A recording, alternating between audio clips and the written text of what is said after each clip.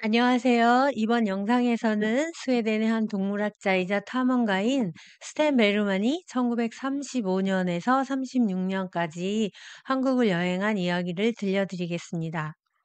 베르만이 한국으로 여행을 온 이유는 스웨덴 자연사 박물관에서 한국의 동식물의 표본을 수집해 오라는 임무를 받고 온 것이었습니다. 이 당시 서양 나라들은 박물관을 앞다투어서 세웠고 스웨덴 왕실에서도 이 박물관 건립에 관심이 많았다고 합니다. 이건 그냥 참고 사항인데요. 아돌프 6세는 한국에 고고학 탐험을 하러 온 적도 있다고 합니다. 어, 스탠 베르만이 한국에 올 때는 기차를 타고 왔습니다. 시베리아 횡단 열차를 타고 왔습니다. 13일간 타고 왔는데요. 하얼빈까지 온 다음에 거기서 기차를 갈아타고 압록강을 거쳐서 서울로 들어왔습니다.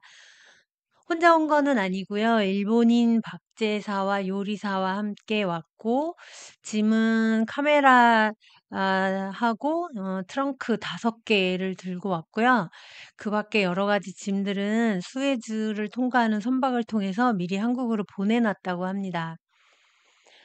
1935년은 일제 치하에 있었기 때문에 베르만이 본 한국은 일제가 다스리고 있었고 많은 지명이나 이런 인프라들이 일본으로 많이 바뀌어져 있었다는 것을 그의 책에서 알 수 있었습니다.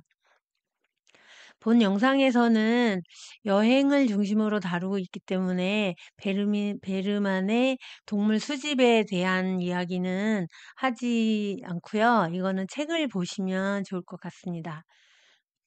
그래서 이번 영상에서는 그의 책에 나와 있는 일부분을 소개하려고 하는데요.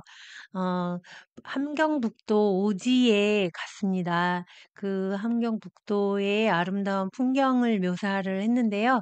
그 장면을 같이 읽어보고 싶습니다. 시작할게요. 3월 29일 봄은 곧 다가올 듯 했지만 강상류는 여전히 꽁꽁 얼어붙어 있었다. 고지대로 올라갈수록 당연한 얘기 같지만 점점 더 추운 날씨였다. 약 1219m 고도에 우리가 갔을 때 그때는 눈보라의 가치였다. 우리가 마련한 쉘터는 울창한 숲에 둘러싸여 있었고 거대한 절벽이 양쪽에 우뚝 솟아 있었다. 마을들은 높은 산으로 둘러싸여 있었고 슈오츠크 강은 동해로 흐르고 있었다. 그리고 동해까지 그 거리는 16km 정도 되는 듯했다. 다음날 일어나 보니 대지는 밤새 내린 눈으로 하얗게 덮여 있었다. 거친 풍경 위로 눈부신 태양이 비추고 있었고 우리는 눈을 보호하기 위해 선글라스를 쓰지 않으면 안 되었다. 우리는 먼저 강줄기를 따라 조금 올라갔다. 길을 가던 중에 딱따구리 한 마리가 나무에 앉아 있는 것을 보았고 곧 그 주변에 딱따구리가 많이 있다는 것도 알게 되었다.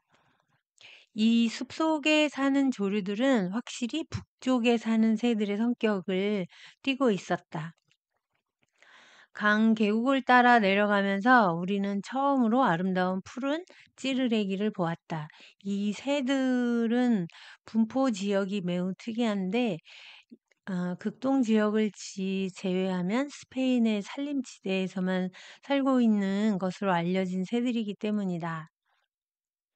둘째 날에는 강 계곡 아래에서 우리가 꿩을 잡아먹고 식사를 했었는데 여기에서는 헤이즐 그라우스를 다시 만나게 되었다.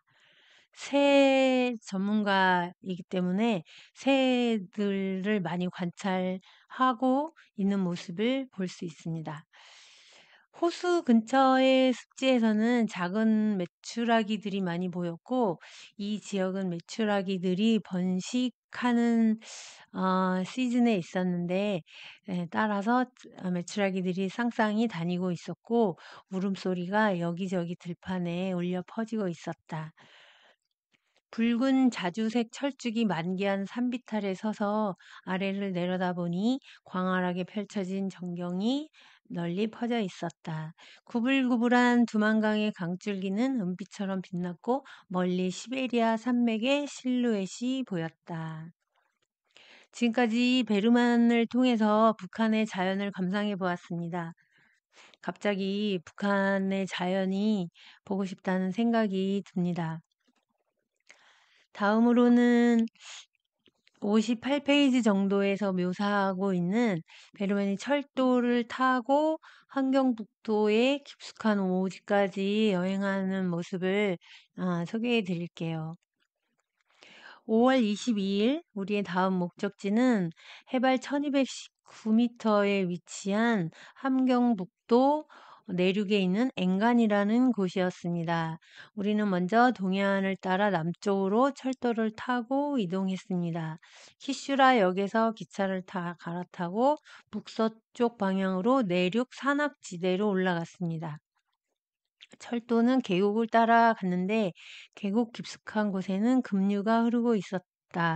철도는 계곡 양쪽에 울창한 나무와 감목이 자라고 있는 가파른 절벽을 따라 올라가고 있었습니다. 봄은 부드럽고 싱그러운 녹색으로 가득 차 있었습니다. 기차는 천천히 더 높은 경사면으로 오르기 시작했습니다. 기차가 높이 올라갈수록 계곡이 좁아지고 생명의 흔적은 점점 희귀하게 되었습니다. 철도는 많은 커브를 돌고 지그재그 트랙을 따라가며 여러 터널을 통과했습니다. 때때로 나무가 쓰러진 채로 황량한 지역을 통과하기도 했습니다. 기차는 계속해서 힘들게 올라갔습니다.